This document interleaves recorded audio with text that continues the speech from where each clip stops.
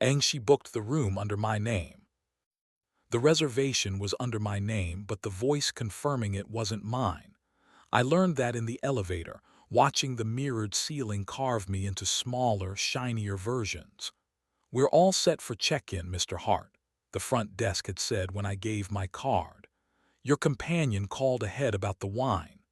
My companion. The way the word leaned forward, as if nudging me into a scene I didn't remember auditioning for.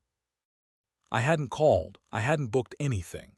At 5, I'd been approving a cut of a video in an office where the plants didn't trust us. At 6, I answered a text from Erin, my Erin, saying she had a late meeting and not to wait up. At 6:30, the restaurant downstairs called my phone to confirm a dinner for 2 at 9 under my name.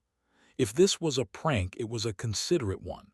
If this was a trap, it was inventive. The hotel was the kind with carpets that make you walk better. Gold numbers, soft lamps, an idea of privacy you could rent by the night. I tapped the key card and stepped into a room that had rehearsed being inviting. Dimmed lights, heavy curtains, a bottle sweating in a bucket like it had already confessed. On the desk lay a square envelope addressed in Erin's careful print, for the man who hates surprises.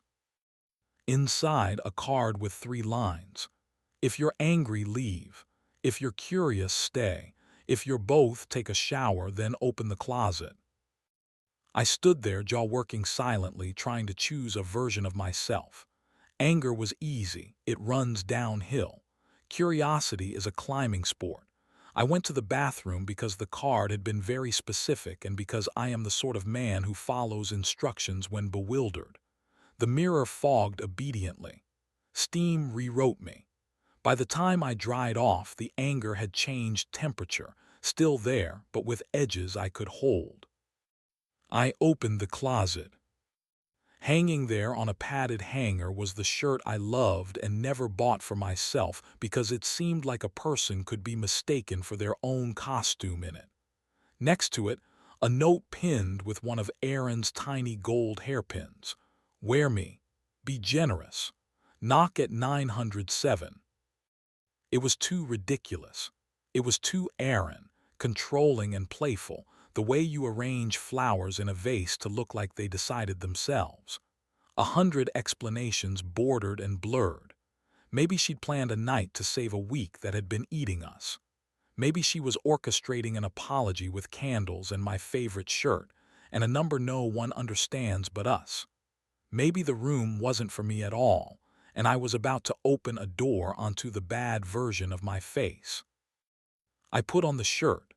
I practiced being generous in the mirror and didn't entirely hate the way it sat on my shoulders. Outside, the hallway held that rich, blank silence money makes. I walked to 907 and stopped, palm hovering over the door like I could warm it into telling me a better story. When I knocked, it opened halfway, and a woman's eye peered out. Not Erin's. My mind did that spin and stop thing slot machines do before they ruin you. Then the door opened fully and Erin stepped into view, wearing an expression that had the word please folded into it 3 ways. "Hi," she said, and the sound made my mouth remember 100 good mornings. Behind her, the other woman stepped back. She was tall in the way confidence makes you, dark hair, a dress that did elegant things without asking permission. She had the inconvenient familiarity of a face you've listened to from a different room. I placed her a beat later. Mara from the agency. No, not Mara, Myra. We'd met twice at campaigns where words were arranged into promises and billed hourly. "Come in," Erin said softly. "If you're here, you chose curiosity. That counts." I stepped inside because the alternative was the corridor, and the corridor felt like it would tell on me.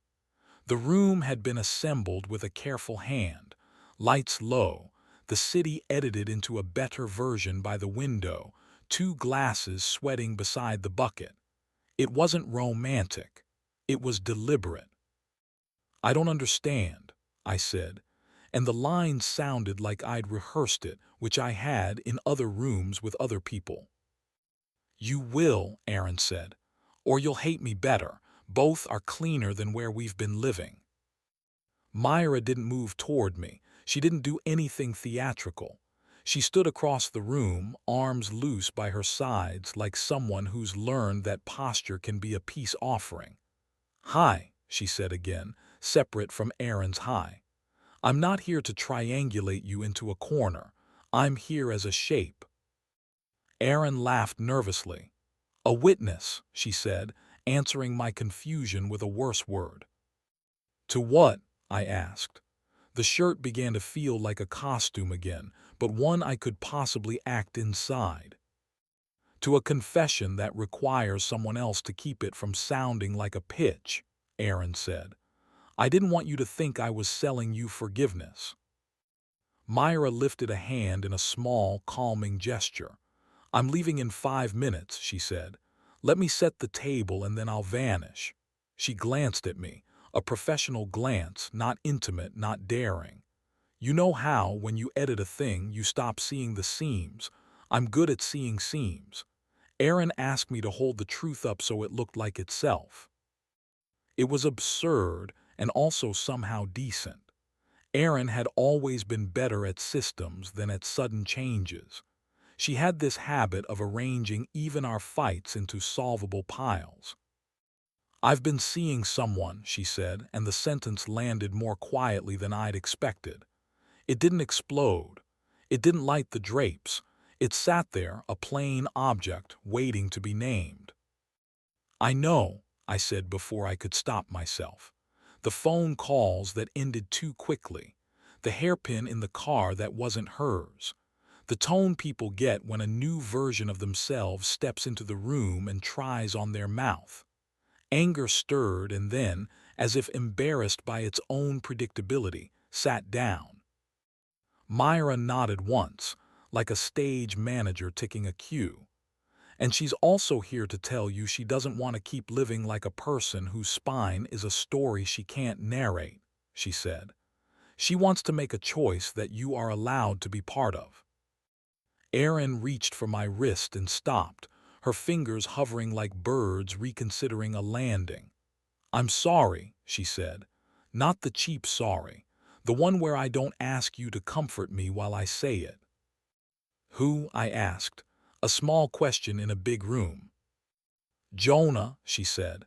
"You've met him, not properly. At the fundraiser where you said the canapes looked like money pretending to be food." Of course. Jonah with the precise shoes.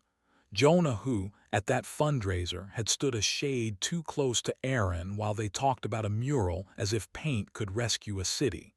I had seen nothing because I wasn't looking for art in that corner of the room. Myra checked her watch like a person performing that she had somewhere else to be. "This is the part where I leave," she said, and did, after squeezing my shoulder in a way that felt like a human hand saying, "You're not being filmed." The door clicked louder than it needed to. Aaron and I stood there shifting weight from foot to foot like kids waiting to be picked for teams. "I don't want to be a liar," she said. "I also don't want to be a person who confuses desire with a demolition permit." "Is he waiting in another room for the verdict?" I asked, getting it wrong on purpose to see if it hurt less. She shook her head. "I told him I needed to be here with you, and he needed to be nowhere near what we're about to do. He hates it. I don't care." I walked to the window to make the room change its angle. The city below was busy forgiving people for whatever they had done between dinner and now. My reflection in the glass looked like a man practicing being reasonable. "I love you," she said, voice low. "Not as an exit strategy, as a sentence I have to say before I say all the other sentences." "I love you too," I said, "because some lines don't lose their truth even when the scene changes. Which is why I can't unplug my brain for this. I need to understand if we're saving a house or selling a piece of land." She smiled, small, wrecked. I rented this room because I thought a neutral place mattered, but there's no neutral. It's still me and you and a ceiling that knows too much.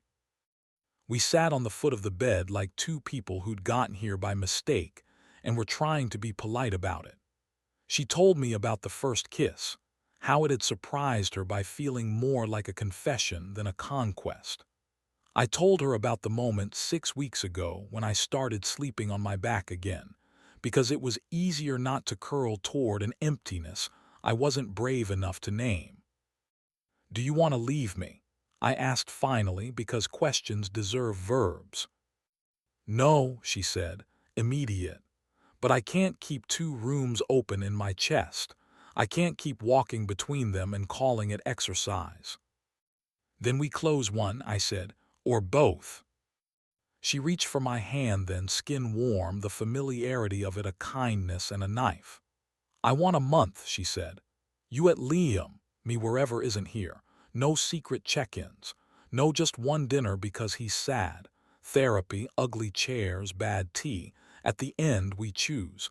If we choose each other, we don't call it getting back together. We call it starting."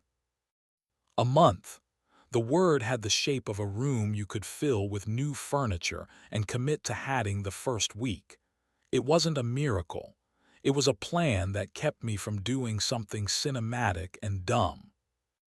"Okay," I said. Then, because I am soft in places that embarrass me, I added, "Can I kiss you? Not to fix anything. Just to say goodbye to the version of us that booked rooms under false names."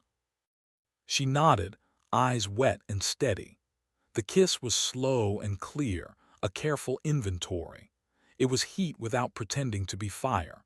I put my hand under the loose hem of her sweater and felt the warm, living plane of her back, the map I know by night. She traced my jaw like she was signing a delivery I wasn't sure I wanted. We pulled apart before we could ruin ourselves into thinking a decision had been made. "I didn't bring you here to sleep with you," she said. "But I wanted to remember us without the noise." "We're easy to remember," I said. "That's our problem and our gift." We didn't undress. We lay back across the bed like parallel lines admitting they never quite meet. Her head on my shoulder, my hand at her waist, the old choreography done at half speed. It was sweet and stupid and necessary. We stopped when stopping cost something, and we were proud of ourselves in a way that would have made our younger selves roll their eyes and applaud. Later, I packed the shirt back into its hanger and put it in the closet as if returning a prop to the right shadow. Aaron wrote the room number on the envelope again and slid it under the door when we left. A small ritual to remind ourselves the room was no longer ours. On the sidewalk, the night handled us gently. "Text me when you get to Liam," she said.